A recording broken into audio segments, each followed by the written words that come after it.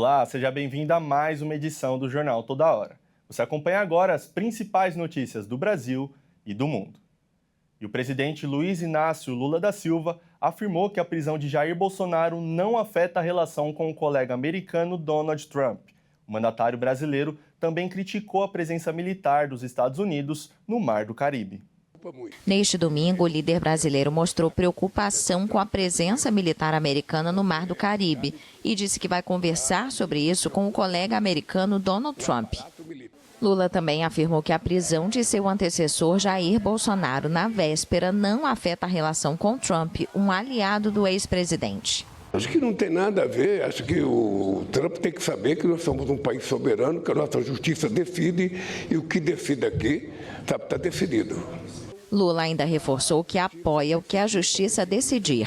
A justiça decidiu, está decidido, ele vai cumprir com a pena que a justiça determinou e todo mundo sabe o que ele fez. Então, eu não tenho mais comentário a fazer. Neste domingo, um dia após ser preso, Bolsonaro passou por uma audiência de custódia e a juíza decidiu manter a decisão. O ex-presidente admitiu ter violado a tornozeleira eletrônica que o monitorava na prisão domiciliar e alegou ter tido um momento de paranoia e alucinações de que havia uma escuta no aparelho. O Supremo Tribunal Federal ordenou a prisão por entender que havia risco de fuga. O presidente Lula também celebrou as conquistas alcançadas na COP30, realizada em Belém do Pará. Ele afirmou que a ciência prevaleceu e o multilateralismo venceu na Conferência do Clima da ONU. No ano em que o planeta ultrapassou pela primeira vez, e talvez de forma permanente, o limite de 1,5 graus acima dos níveis pré-industriais, a comunidade internacional tinha diante de si uma escolha: continuar ou desistir. Optamos pela primeira alternativa. Na COP da Verdade, a ciência prevaleceu. O multilateralismo venceu. Reafirmamos nosso compromisso com o Acordo de Paris. Saímos de Belém com um quadro renovado de contribuições nacionalmente determinadas. Mobilizamos a sociedade civil, a academia, o setor privado, os povos indígenas e os movimentos sociais, para fazer da COP30 a COP com a segunda maior participação da história. O presidente ainda pediu mais investimentos no meio ambiente em vez dos gastos elevados com defesa. É inconcebível que não sejamos capazes de mobilizar 1,3 trilhão em financiamento climático, enquanto o dobro desse montante é consumido por despesas militares. Fortalecer a capacidade de prevenção e resposta a desastres é uma questão de vida ou morte. A presidência brasileira da COP30 se comprometeu neste sábado a elaborar um mapa do caminho para a eliminação dos combustíveis fósseis para os países interessados, depois que esta proposta ficou de fora do acordo final da cúpula climática da ONU em Belém. E começou a recarga gratuita de botijões de gás de cozinha para famílias de baixa renda. A operação do programa Gás do Povo deve atender 15 milhões de famílias em 10 capitais das 5 regiões do Brasil. A implementação do programa Gás do Povo deve acontecer de forma gradual. Nesta primeira etapa, a previsão é atender 1 milhão de famílias em 10 capitais das 5 regiões do Brasil: Salvador, Fortaleza, Goiânia, Belo Horizonte, Belém, Recife, Teresina, Natal, Porto Alegre e São Paulo.